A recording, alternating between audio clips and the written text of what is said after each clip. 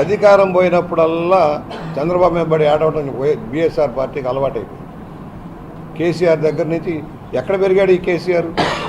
మా అందరికంటే జూనియర్ ఎక్కడ పెరిగాడు? తెలుగుదేశంలోనే. మంత్రి లేక పదపోయి ఉద్యమాలు చేశాడు. మంత్రి ఇవ్వలేదని అప్పుడు విజయరామారావుకి ఇచ్చారని. కేసీఆర్ ఏం చేశారు? వాళ్ళ మీద విచారణ జరుగుతున్నాయి. నీటి ప్రాజెక్టుల మీద వాటి మీద భారీగా విచారణ జరుగుతుంది. ఫోన్ ట్యాపింగ్ విషయాలు జరుగుతున్నాయి. అవన్నీ తట్టుకోలేక ఏడవలేక మధ్యలో ఓడన్నట్టుగా చంద్రబాబు మీద పడి ఏడుస్తారేంటయ్యా? ఎస్, దిగువ రాష్ట్రం మంది వరదలకు వచ్చి గోదావరిలో సముద్రంలో కలిసిపోతుంది. సముద్రంలో కలిసి నీటిని వాడుకుంటే తప్పేంటి? నువ్వు నీ చేతనైన ప్రాజెక్టులు కట్టుకో, నీకున్న అనుమతి వరకు ప్రాజెక్టులు కట్టుకోవద్దని ఎవడన్నాడు?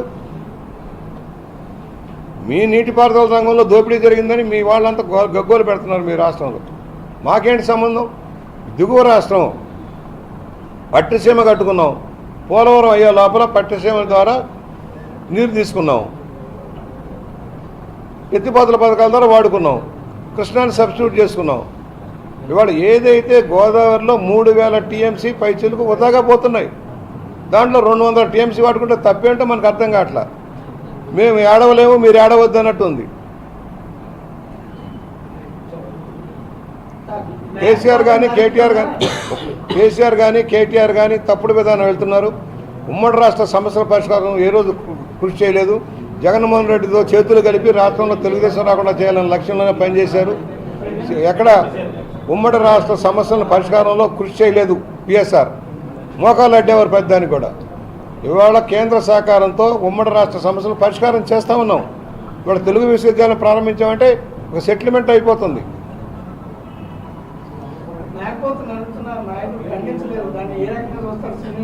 సపోర్ట్ చేస్తున్నారు కదా, ఖండించడం కాదు, ప్రోత్సహిస్తూ ఉన్నారు. నరకండి, చంపండి, కత్తులు దండి, పెద్ద పెద్ద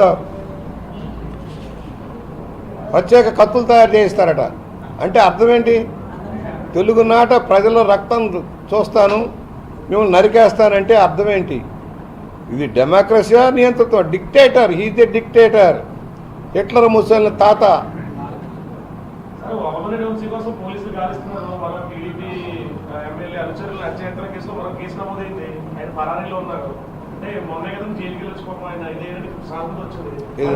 నాకు అర్థం కాల. ఎవరు? భవానీ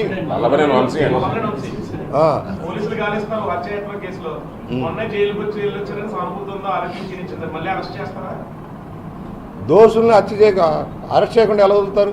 నేను తప్పు చేసినా అరెస్ట్ చేస్తారు, నువ్వు తప్పు చేసినా అరెస్ట్ చేస్తారు. సతీష్,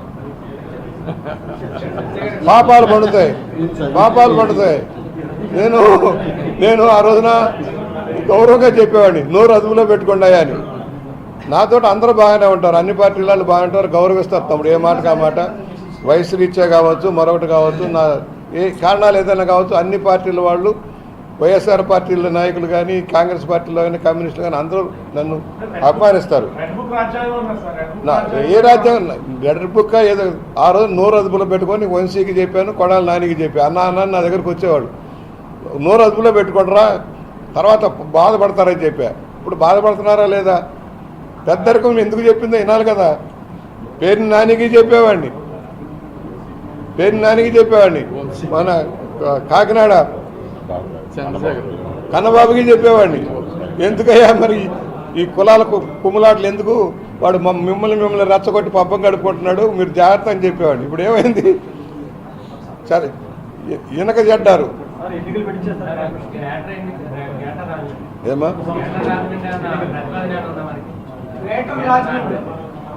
ఎస్, ఇప్పుడు రాష్ట్రంలో కొన్నిటిని గ్రామాలను విలీనం చేయాల్సిన పరిస్థితి వస్తూ ఉంది.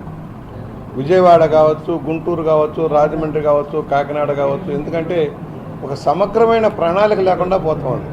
మీరు కూడా అర్థం చేసుకోవాల్సింది ఏంటంటే, గ్రామాల్లో సరైన డ్రైనేజ్ లేదు, సరైన రోడ్లు లేవు, పారిశుద్ధ్యం కుంటుపడతా ఉంది. దాన్ని పట్టణ ప్రాంతాల్లో కలిపి అభివృద్ధి చేయాల్సిన అవసరం ఉంది. ఎవరో ఒకళ్ళు ఇద్దరు కోర్టుకు వెళ్తారు, వాళ్ళు వెస్టెడ్ ఇంట్రెస్ట్ ఉన్నవాళ్ళు, రియల్ ఎస్టేట్లదారులు వెళ్తూ ఉంటారు. ఇవాళ రాష్ట్రం ఇక్కడే కాదు, చాలా చోట్ల కర్నూలు కావచ్చు, ప్రధాన నగరాల చుట్టూ కూడా పెరిఫెరీ డెవలప్ అవుతుంది, ఇన్ఫ్రాస్ట్రక్చర్ కావాల్సిన అవసరం ఉంది. గ్రేటర్ రాజమండ్రి రావాలని కోరుకునే వాళ్ళు మొదటిని ఆల్రెడీ ఉంది. ఒకటి రెండు కేసులు కోర్టులో ఉన్నాయి, దాన్ని కూడా పరిష్కారం చేయమని నిన్న ముఖ్యమంత్రి గారు కూడా సత్వరమే దాని మీద యాక్షన్ తీసుకొని క్లియర్ చేయమన్నారు.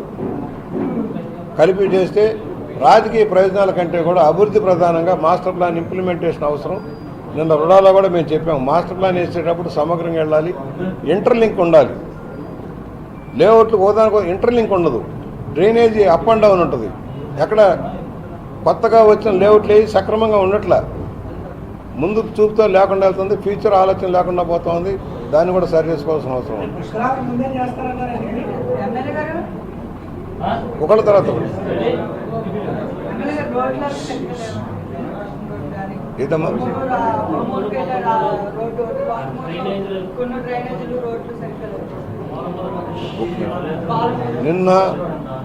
నిన్న మీరే మీకు కోలమూరు